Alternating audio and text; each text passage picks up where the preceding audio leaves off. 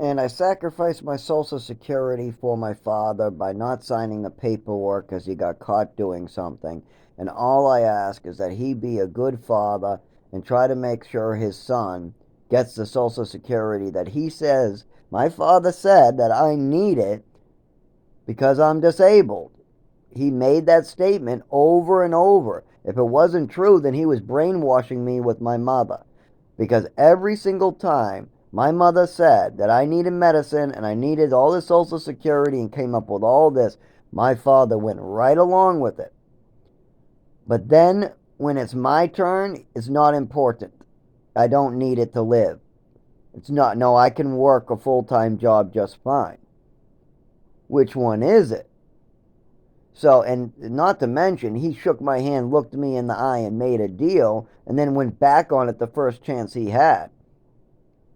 So I gave up literally years and years of livelihood, apartments, just even eating. There was weeks where I couldn't even eat thanks to that decision, and then he doesn't even care.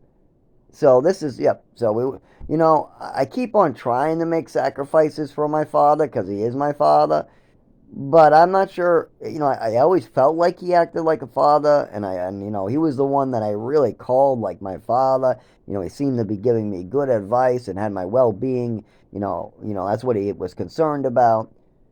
But I'm not so sure now. It doesn't seem like my health is any concern to him, my well-being. I think that if he could profit off of my suffering and death and basically just live in a mansion on the beach, he would make that trade. I think he would. I think if he could hook me up to a torture machine, sell me off to somebody else, and he would get to stay on a beach in a mansion, I think he would take that deal. Absolutely. I think he would. I think if the Nazis came into America and gave him a choice, you can give up your son, Zach, and he will be tortured and killed for 3 years, 5 years, but we will let you keep all your belongings. We won't. He would give me up in a heartbeat. He would say, sure, sure, sure. I don't care that my son has, many, many more years to live, I'm in my 90s. Screw it. Yeah, take him. And that's really, I truly believe that's the way he feels. Because the Social Security thing proved that to me. He had no concern if I ever made a living. He's going back and forth if I'm disabled or not, brainwashing. Which one am I?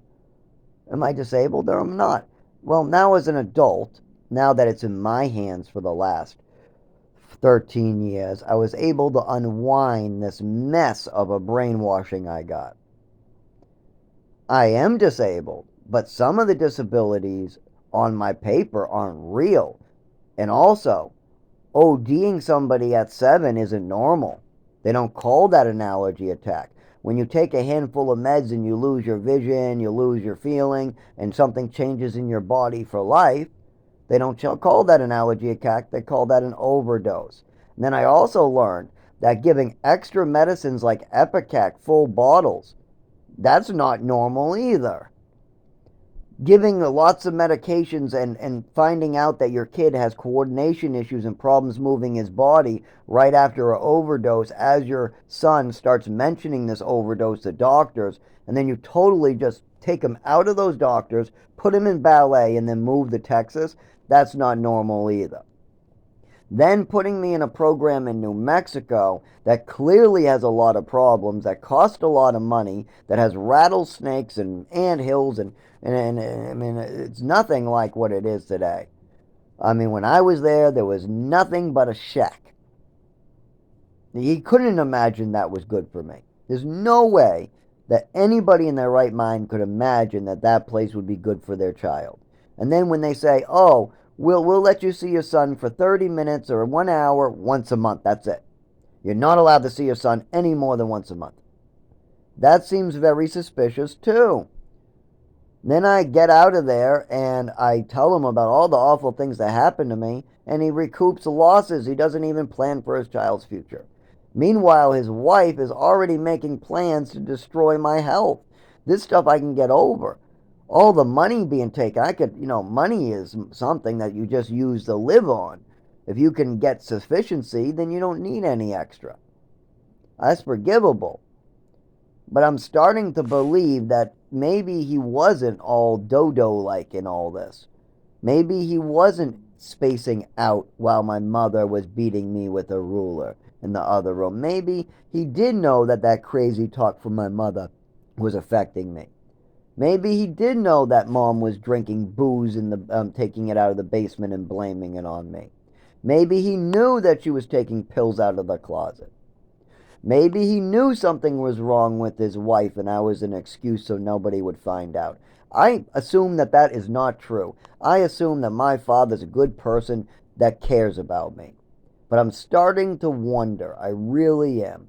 After all these years of going back through all this stuff, it's really hard for me to believe. So, and maybe during my next phone call, our conversation will go better, and all these worries will go away like they were. But every phone call I try to have about this, it doesn't give me any reassurances that he cares any bit about what he did to me or making me a better person for the future.